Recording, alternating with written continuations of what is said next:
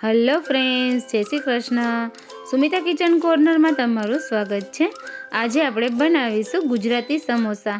તો આજે હું તમારી સાથે ગુજરાતી સમોસાની રેસીપી શેર કરીશ અને સમોસા સાથે ખવાતી ખાસ લાલ ચટણીની પણ રેસીપી શેર કરીશ અને સમોસા એકદમ ખસ્તા કઈ રીતે બને તેની અમુક ટિપ્સ પણ તમારી સાથે શેર કરીશ. તો વિડીયો છેલ્લે સુધી જોજો અને રેસીપી સારી લાગે તો કોમેન્ટમાં ચોક્કસથી જણાવજો.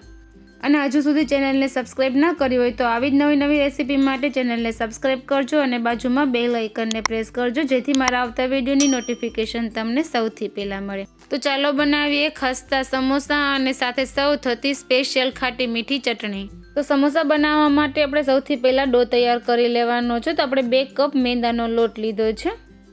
તેમાં આપણે અડધી ચમચી અજમો એડ કરશું. તો આ રીતે હથેળીથી મસળીને એડ કરી દેશું. સ્વાદ પ્રમાણે મીઠું એડ કરશું અને સાથે સાથે આપણા સમોસા એકદમ સરસ ખસ્તા બને તે માટે મોણ એડ કરવાનું છે. તો લગભગ આપણે તેલનું મોણ દેતા હોઈએ છીએ, પણ અત્યારે આપણે ઘી લેવાનું છે. ઘીનું મોણ દેવાથી સમોસા એકદમ સરસ ખસ્તા તૈયાર થશે. તો આપણે 2 ચમચી ઘી એડ કરી દઈશું અને તેને બરાબર આપણે લોટમાં મિક્સ કરી દેવાનું છે. તો ઘીમાં લોટ સારી રીતે મિક્સ કરીને તમારે આ રીતે હાથેથી મુઠ્ઠી બનાવવાની. જો મુઠ્ઠી સારી રીતે બની જાય તો સમજવું કે લોટમાં ઘી પરફેક્ટ છે. તો આ એક ટિપ્સ છે, તમે તેને ચોક્કસથી ફોલો કરજો. હવે થોડું પાણી એડ કરીને આપણે સરસ કઠણ ડો તૈયાર કરી લેશું અને ડો પણ આપણે થોડો કઠણ જ તૈયાર કરવાનો છે. જો થોડો કઠણ ડો તૈયાર કરશો તો તમારા સમોસા પણ સરસ એકદમ ખસ્તા તૈયાર થશે. તો આ પણ એક ટિપ્સ છે, તમે તેને ચોક્કસથી ફોલો કરજો. તો આ રીતે આપણે એકદમ સરસ કઠણ ડો તૈયાર કરી લીધો છે. તેને ઢાંકીને આપણે 10 થી 15 મિનિટ રેસ્ટ માટે રાખી દઈશું. ત્યાં સુધીમાં આપણે સમોસા સાથે ખવાતી સ્પેશિયલ લાલ ખાટી મીઠી ચટણીની રેસીપી જોઈ લેશું. તો તેના માટે આપણે અડધો કપ જેટલો ગોળ લીધો છે અને ગોળને આપણે પાણીમાં પલળવા રાખી દેવાનું છે. તો તેને આપણે મોટા વાસણમાં લઈ લેશું અને ઉપર પાણી રહે તે રીતે આપણે તેને પલાળી દઈશું. તો આપણે અડધો ગ્લાસ પાણી એડ કરીને સારી રીતે પલળવા રાખી દઈશું અને આપણો ગોળ પલળે ત્યાં સુધીમાં આપણે સમોસાનું સ્ટફિંગ પણ તૈયાર કરી લેશું. તો આપણે મિક્સર જાર લીધું છે અને તેમાં આપણે અડધી ચમચી ધાણા એડ કરશું. તો આપણે આખા ધાણા લીધા છે.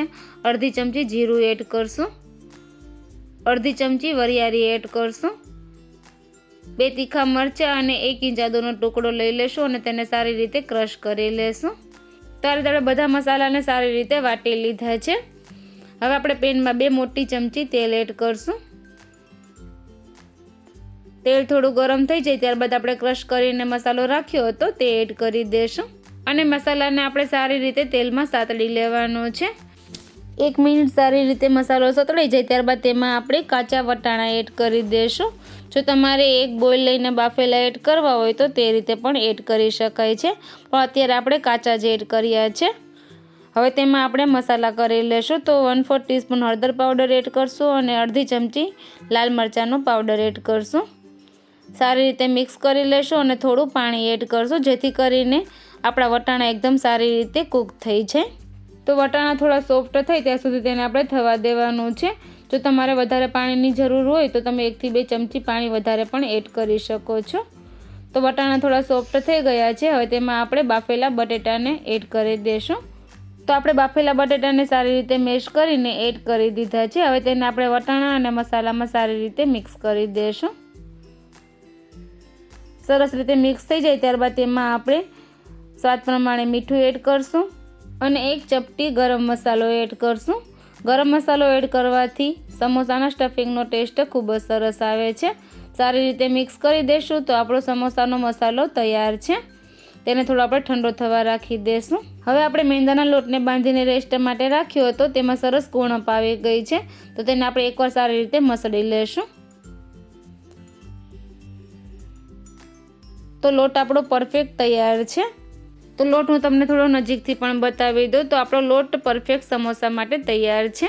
હવે આપણે 2 થી 3 ગુંડલા તૈયાર કરી લેશું અને બાકીના લોટને આપણે ઢાંકીને સાઈડમાં રાખી દઈશું અને ગુંડલામાંથી આપણે મોટી પૂરી તૈયાર કરવાની છે. તો ગુંડલાને આપણે પાટલી ઉપર લઈ લેશું અને વેલણની મદદથી તેની આપણે મોટી પૂરી તૈયાર કરી લેવાની છે. તો આ રીતે આપણે મોટી પૂરી તૈયાર કરી લીધી છે. હવે તેમાં વચ્ચે નાઈફની મદદથી આ રીતે કટ લગાવી દઈશું અને એક સાઈડને આપણે હાથમાં લઈને તેના કોર્નરથી ફોલ્ડ કરવાનું છે. તો હાફ ફોલ્ડ કરી દઈશું. ઉપર આપણે થોડું પાણી લગાવીશું અને બીજી સાઈડથી પણ આપણે થોડું ટર્ન કરી દઈશું. થોડું પ્રેસ કરીને આપણે વચ્ચે આ રીતે કોન જેવો શેપ બનાવીને આંગળી અને અંગૂઠાની વચ્ચે લઈ લેશું. ત્યારબાદ તેમાં આપણે જેટલું સમય તેટલું સ્ટફિંગ એડ કરવાનું છે. તો આપણે અડધી ચમચી જેટલું સ્ટફિંગ એડ કરી દઈશું અને તેને ચમચીની મદદથી થોડું પ્રેસ કરી દેવાનું છે. આ રીતે પ્રેસ થઈ જાય ત્યારબાદ આપણે ઉપરથી તેને પેક કરવાનું છે. તો ઉપરના ભાગમાં પણ થોડું આપણે પાણી લગાવીને આ રીતે પ્રેસ કરી દઈશું. તો દબાવીને આપણે વચ્ચેથી થોડી પ્લીટ લગાવીશું. આ રીતે પ્લીટ કરીને ફરી પાછું તેને આપણે પ્રેસ કરી દઈશું. તો આપણું એકદમ પરફેક્ટ સમોસું બનીને તૈયાર છે. તો આ જ રીતે આપણે બધા સમોસા તૈયાર કરવાના છે. તો હું તમને બીજું સમોસું પણ તૈયાર કરીને બતાવી દઉં. તો આપણે આ રીતે એક સાઈડની ભાગને થોડો ફોલ્ડ કરવાનો છે. થોડું પાણી લગાવી દેશું અને તેના બીજા સાઈડને પણ ઉપર ચિપકાવી દેશું. થોડું પ્રેસ કરીને આપણે જે આ રીતે કોન જેવો શેપ બન્યો છે તેને અંગૂઠા અને આંગળીની વચ્ચે લઈ લેશું. તેમાં સમય તેટલું આપણે સ્ટફિંગ એડ કરશું અને થોડું પ્રેસ કરી દેશું. ત્યારબાદ ઉપરના ભાગને આપણે જે રીતે આગળ ચિપકાવ્યો તે રીતે ચિપકાવી દેવાનું છે. તો હાફ ચિપકાવીને વચ્ચે આપણે પ્લીટ લગાવીશું. તો આ રીતે આપણે થોડું ચિપકાવીને વચ્ચે એક પ્લીટ લગાવવાની છે. આ રીતે થોડું ફોલ્ડ કરીને ચિપકાવી દેશું. ત્યારબાદ આપણે બીજી સાઈડ પણ ચિપકાવી દેવાની છે. તો આપણું બીજું સમોસું પણ બનીને તૈયાર છે. તો આ જ રીતે આપણે બધા સમોસા રેડી કરી લેશું. તો બધા સમોસા રેડી થઈ જાય ત્યારબાદ આપણે ચટણી પણ બનાવી લેશું. તો આપણે જે ગોળને પલાળીને રાખ્યો હતો તે સારી રીતે પીગળી ગયો છે. હવે તેને આપણે ગાળીને એક પેનમાં લઈ લેશું. ત્યારબાદ તેમાં આપણે અમુક મસાલા પણ એડ કરી દઈશું. તો સ્વાદ પ્રમાણે મીઠું એડ કરશું, 1/4 ટીસ્પૂન સંચળ પાવડર એડ કરશું, અડધી ચમચી લાલ મરચાંનો પાવડર એડ કરશું અને 1/4 ટીસ્પૂન ગરમ મસાલો એડ કરશું, એક મોટી ચમચી આમચૂર પાવડર એડ કરશું અને બધા મસાલાને મિક્સ કરીને આપણે પેનને ગેસ ઉપર લઈ લેશું અને 1 થી 2 મિનિટ ઉકાળી લેશું. આ રીતે ઉકળી જાય ત્યારબાદ તેમાં આપણે અડધી ચમચી કોર્નફ્લોરની સ્લરી એડ કરવાની છે. તો આપણે અડધી ચમચી કોર્નફ્લોર લીધો છે, તેમાં પણ થોડું પાણી એડ કરીને આપણે સરસ સ્લરી તૈયાર કરી લેશું. આ રીતે સ્લરી તૈયાર થઈ જાય ત્યારબાદ તેને આપણે બનાવેલી ચટણીમાં એડ કરી દેશું અને એક બોઇલ આવે ત્યાં સુધી થવા દેશું. તો એક બોઇલ આવી ગયો છે. આપણી ચટણી પણ તૈયાર છે. તેને થોડી ઠંડી થવા આપણે સાઈડમાં રાખી દઈશું. હવે આપણે તૈયાર કરેલા સમોસાને તળી લેવાના છે. તો કઢાઈમાં તેલ એડ કરશું અને તેને આપણે હલકું ગરમ કરી લેશું. આપણે વધારે ગરમ નથી કરવાનું. સમોસાને તેલમાં એડ કરીએ તો હલકા બબલ્સ થાય છે. બસ આપણે આટલું જ તેલને ગરમ રાખવાનું છે અને છેલ્લે સુધી આપણે આ રીતે હલકા ગરમ તેલમાં સમોસાને ફ્રાય કરવાના છે. આ રીતે ફ્રાય કરવાથી સમોસા એકદમ સરસ અંદર સુધી કૂક પણ થઈ જશે અને તે એકદમ ખસ્તા તૈયાર થશે. તો સમોસાને તળાતા લગભગ આપણે 5 થી 7 મિનિટનો સમય લાગશે. તો ગેસની ફ્લેમ આપણે એકદમ સ્લો રાખીને સમોસાને ઉલટપુલટ કરીને સારી રીતે હલકો ગુલાબી કલર થાય ત્યાં સુધી તળી લેવાના છે.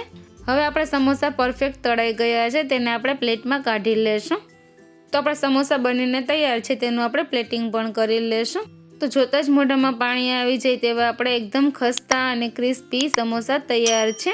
તેને આપણે ખાટી મીઠી ચટણી સાથે સર્વ કરી લેશું. તો આપણે જે રીતે ચાટવાળાની લારી ઉપર બાઉલમાં સમોસું આપે તે જ રીતે આપણે સમોસાને થોડું હલકું પ્રેસ કરીને આ રીતે બાઉલમાં ગોઠવતા જશું. તો તમને સમોસાના અવાજ ઉપરથી ખ્યાલ આવી જશે કે સમોસા એકદમ સરસ ખસ્તા તૈયાર થયા છે. ઉપર આપણે સ્પેશિયલ ખાટી મીઠી લાલ ચટણી એડ કરશું. જો તમને સેવ પસંદ હોય તો તમે સેવ પણ એડ કરી શકો છો. તો આપણે એકદમ ખસ્તા સમોસા તૈયાર છે.